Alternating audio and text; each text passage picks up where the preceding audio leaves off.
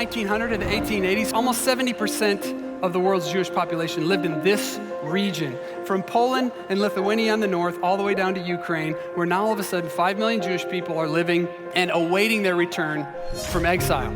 In the 1800s, if you were Jewish, you were an Orthodox Jew, you were praying 5 times a day, you were learning Hebrew, because you were living in a Christian land, you had no rights to be any kind of a member of society. Well, that all changes, and it changes in a big way in 1789.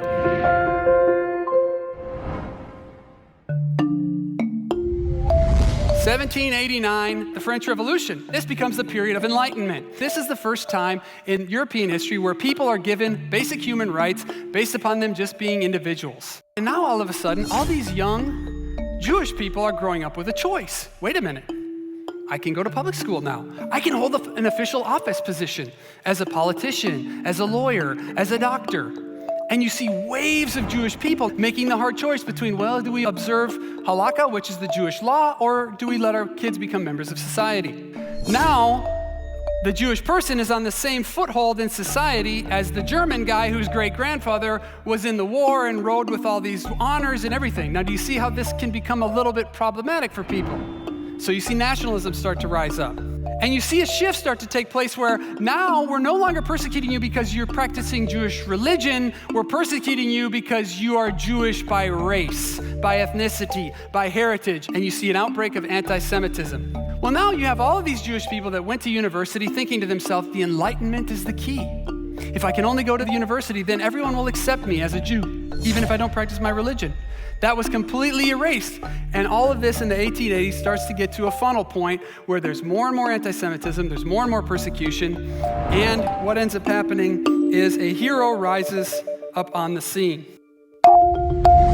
His name is Theodor Herzl, and he writes a book about it in 1896 called The Jewish State. He says, if the Jewish people, who are such great contributors to society, if they could just have a state of their own, the nations of the earth would see that the Jewish people are a net positive to humanity, and they would accept us.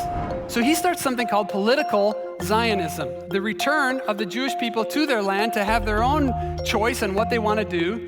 This was starting to swell up in the hearts of Jewish people because of anti-Semitism, because they had nowhere else to go. So in 1897, in Basel, Switzerland, Herzl starts something called the World Zionist Congress. And he says, at Basel, I founded the Jewish state.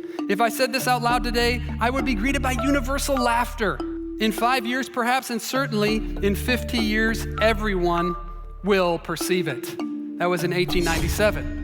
The United Nations voted on November 29th, 1947, 50 years later, to adopt a resolution that would allow the Jews to have a state in mandatory Palestine, which at the time was the land of Israel. As we look at this as believers, we see things like Ezekiel 36, 22 through 24 start to come alive. The nations will know that I am the Lord. Remember, the Lord is interested in the nations. For I will take you out of the nations, I will gather you from all the countries and bring you back into your own land. This is the times that we're living in.